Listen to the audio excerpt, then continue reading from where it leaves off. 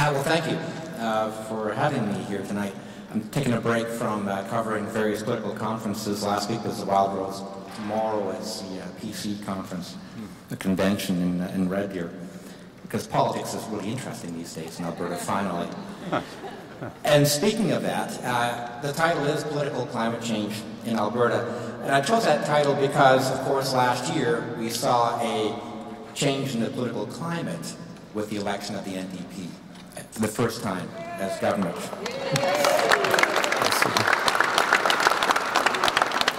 It's a biased audience. But also political climate change because climate change is really political in Alberta, perhaps more than any other province in the country. So I'm not here tonight to actually give you a shopping list or an itemized retelling of what the government's doing, everything on climate change and the climate leadership plan. I'll give you an overall view and explain why they're having some real problems with it. And I think that some of it's really obvious, but they're having some real problems. Of course, there's three main parts of the plan. I'm sure you know this. One is to phase out all coal-fired plants by 2030. Thanks to Dr. Joe over here.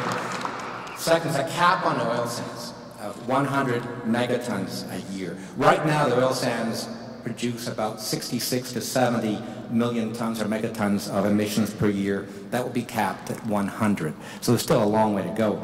Also, of course, last and certainly not least is the carbon levy or the carbon tax. So those are the three main platforms. So the opposition, of course, is attacking all three. They're saying that the government's moving too fast on phasing out coal. It will cost too much money to shut the plants down. The cap, they're saying, is going to kill investment in the oil sands. And, of course, the carbon tax, well, they're against any kind of taxes, period. So it's interesting, though, in a debate over the climate leadership plan, the government's talking about the environment, but the opposition's talking about the economy. And they're hitting the government on especially the carbon tax, saying this is going to kill jobs, this is the wrong time to bring in a tax during a recession. So you've got this debate going on, and in a sense they're not even talking to each other. The government is talking about the economy in longer term, but the opposition is hammering them right now on the carbon tax. And we've seen how this is actually gaining a foothold in Alberta. We've got public opinion polls showing the majority of Albertans are against the carbon tax. I can talk about that in a second. So you've got the opposition hammering away on the economy, and the government's trying to talk about how it's protecting the environment. But it's interesting because, of course, the opposition is just talking about the economy. They have no plan to reduce emissions. The Wild Rose is not talking about the environment really at all. Now, you could argue this is disingenuous of them.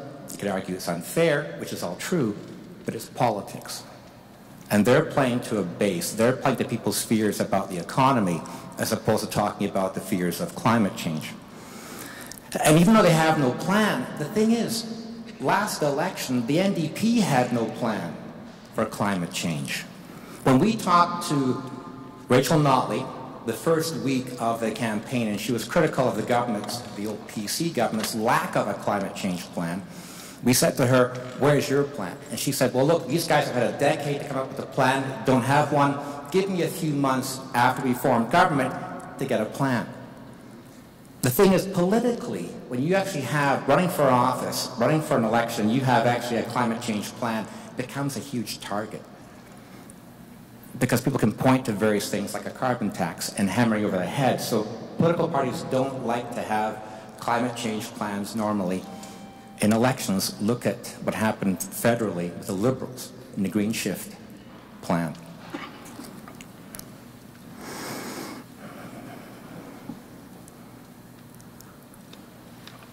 So when it comes to the opposition fighting this on economic issues, which is why the NDP is really focused now on the reward. The carbon tax comes in, be collecting roughly $3 billion a year. And they'll be putting a lot of that money into rebates, but also putting a lot of that money into helping green the economy. But ultimately, The big reward they want is to improve Alberta's environmental record so we get the social license to get a pipeline built. And this is the bottom line. This is the reward.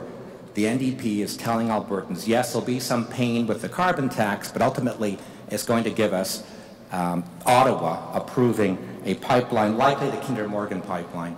It's been approved conditionally by the NEB already, and we're expecting in December the federal government to go ahead and approve that conditionally. So this is sort of the oxymoron of this, is that the Alberta government is improving its climate record by reducing emissions to get a social license, to get another pipeline built, to ship more oil to market to be burned to increase greenhouse gases. That ultimately is the whole problem with this argument. Now, I have no solution. The thing is, climate change is a real issue. But the problem is, politically, if you push this too far, too fast in Alberta, it's going to come back and bite you, especially when it comes to a recession that's hit the province right now. And people are worried, people are afraid, people are losing their jobs. We know that. Today they announced the unemployment rate in Calgary is 10.2%. And people are frightened, and the opposition is playing on that fear, saying that if they became government, as the Wild Rose, and also Jason Kenney is running for the PC leadership, they're saying that they would scrap the entire climate leadership plan. So this is a real problem for the Alberta NDP. It's caught in this sort of weird corner where it's trying to reduce emissions so it can get permission to increase burning of oil by shipping it overseas to other markets. So you've got people criticizing the Alberta NDP for not doing enough. But yet, you got the opposition saying they're doing way too much. And normally being caught in the middle politically is not a bad place to be.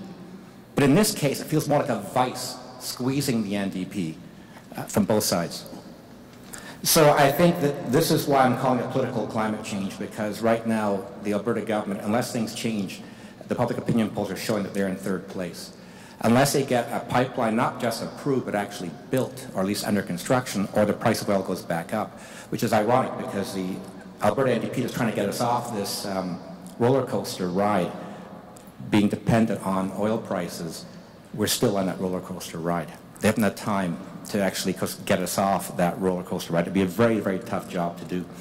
Anyway, so I'm going to wrap that up here and just say that this will be a big issue for the Alberta government, not just in December getting the pipeline approved, but actually getting something done concrete in the next 2 years. Otherwise, this government's in serious trouble politically. And the other half of that equation is what happens with the Conservatives and Jason Kenney uniting the right and the NDP taking on potentially one big monolithic Conservative beast next election.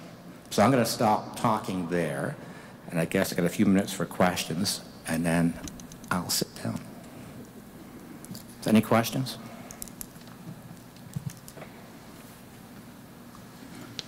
Oh, hold on. Oh, sorry. I guess because I'm directing without knowing what I'm doing, apparently. There's a microphone apparently being passed around. I just had a question in regards to the cap. How often and have they exceeded the 100?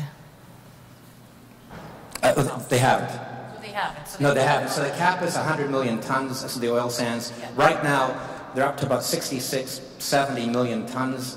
So it's never gone above that. So this is the cap the government wants to bring in, and that cap likely won't be hit until 2030. So it's not as if the oil sands are in any sort of great pressure right now. In fact, the oil sands companies like that cap because it gives them another, well, by 10, 14, 15 years of growth before they actually hit the cap. Okay, and another quick question is, what are your feelings on all these? Like, you've given different sides of the different political side of the fence, but you've never kind of told us what your main goal is today with your speech. What are you trying to achieve? Thank you. No, just in seriousness, my job is, I'm an observer and I pass judgment on things with the government and the opposition. What I'm trying to explain here is the analysis of, like, to me, of course, climate change is a hill to die on. It's a real problem. We've got to address it. But if the problem is you keep hitting these political roadblocks, like the pragmatic political equations you hit. You just can't say we're going to slash the cap on oil sands to 50 million tons. It has to be relatively generous to otherwise you start shutting down things. And you could argue the ADP is not doing enough. Certainly, they won't actually reduce emissions in Alberta until 2030. They'll keep on increasing emissions. The intensity is going down, but the overall emissions are going up. And they won't start going down until 2030. So people are arguing they're not doing enough. But at some point, you just can't push too far too fast. And when it comes to me watching politics, I take one step back and I can see what the Wild Rose is doing. You could argue that they have no plan to fight climate change. They're being disingenuous. They're being unfair. In fact, I've written columns about how even though Brian Jean, the leader of the Wild Rose, says that man-made climate change is real, it must be addressed, you have people in his caucus who don't believe it. They make comments, they repost things on Facebook, they tweet things that are basically calling climate change a hoax. They don't call it that, but they'll retweet something from somebody else saying that. So I look at that and I can see politically that's playing to their base. You could call it disingenuous and unfair, that's true, but they're playing a political game. You could say that's wrong for our children and grandchildren, absolutely. But if you're looking at not 20 years in the future, you're looking at the next 2 years to the next election, that's the cycle politicians live in. And it's very difficult for politicians to get a reward from the public when something may not change for another 20 or 30, 40, 50 years. Yeah. So this summer we had this fire up north. And shortly after that there were floods in BC. And Christy Clark said, gee, climate change is having a real effect. But even our NDP government could not say anything about climate change in the midst of the third disaster we've had in about 6 years. And I just wonder if you could comment on, I guess, the political, how, I guess, politically poisonous it is to actually admit that climate change is costing us billions of dollars currently, right now, in this province. Yeah, I think the one thing, of course, scientifically, you really can't point to any one event and say it was caused by climate change. You can't say the Fort Mac fire was caused by climate change. Of course, what we do know is that, according to the experts, with the increasing CO2 in the atmosphere, it's warming up the climate, we will see more extreme weather, more floods, more forest fires like we're seeing. Now, so there's that. So scientifically, it's very dicey to say, point to one thing and say it was caused by climate change. But you're right, politically, especially at Fort McMurray, you had some people actually on Twitter saying, Fort McMurray gets what it deserves. And there was a big outcry from other parts of Canada saying, that's really unfair. People have lost their homes.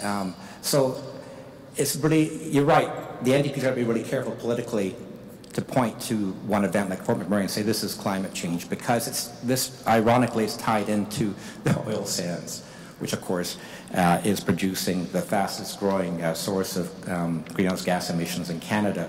But ultimately, scientifically, you can't say the fire was caused by climate change, even though the trend is showing that it should be. But it's very difficult right now for scientists to actually point to anything and say definitively it's caused by climate change. Yeah, well, I think that the source was probably man-made, but in terms of the fact that it can burn so hot and for so long because of things like the climate being drier, and also when you get things like pine beetle, killing a lot of trees, you got a lot of dry tinder ready to go. So scientists are predicting we'll have more larger forest fires when they actually burn. So when they burn, they're going to burn hotter and faster and longer. In fact, that fire is still, burning underground all winter probably. You spoke very eloquently and objectively to the whole political situation. I think we all appreciated that.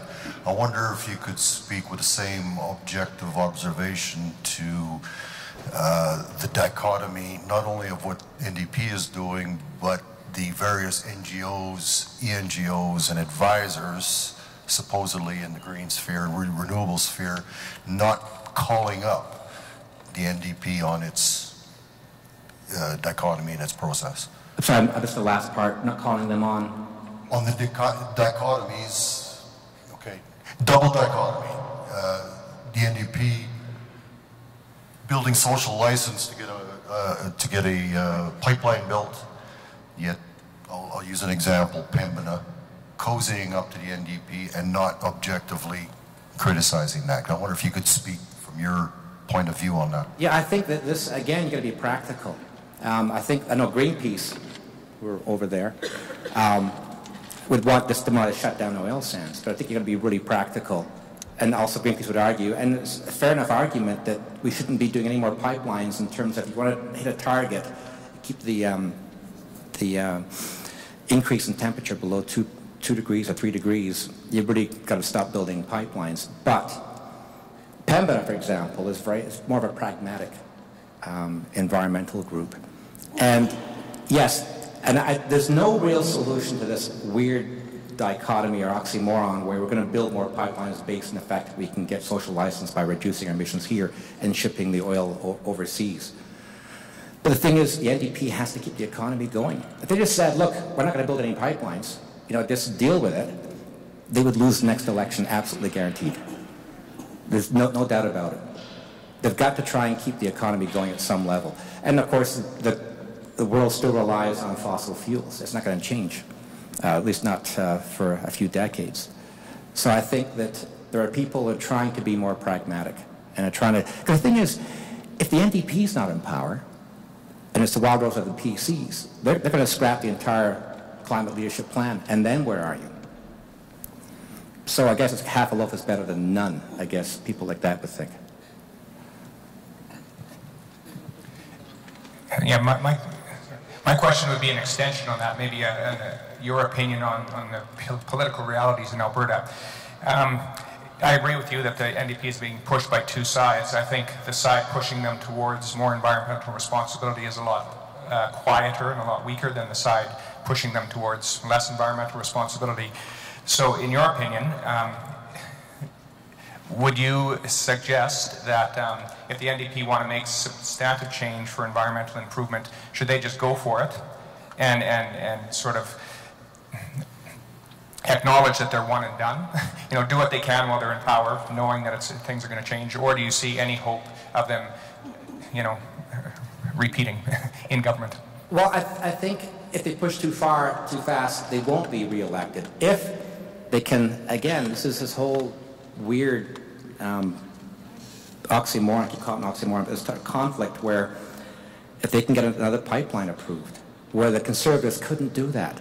There was no pipelines built at Tidewater under the Conservatives federally and Conservatives provincially. If she can get, Notley that is, Premier Notley, get a pipeline built, then they can point to it and say, we did something different. We actually got a reward for Alberta. We'll keep on improving our environmental record, but there's an economic reward there. Then I think they could possibly survive. Either that or the price of oil goes up. The price of oil right now is $100 a barrel. This wouldn't be a discussion. People wouldn't really care to go fine and do what you want. The thing is, environmentalism tends to be a rich person's problem. Countries that are really poor, I've been to some awful countries in the world as a journalist, environmentalism is kind of far down. When you're in a war zone, no one cares about the environment. So I think that this is an issue, and people in Alberta feel confident about the economy. They're more open to being confident on the environment, and conversely, when there's a recession, they get nervous and environmental issues start to fall by the side of the road in favor of fiscal issues. And I get the impression my time is up. So I'm just gonna, well, listen, thank you very much.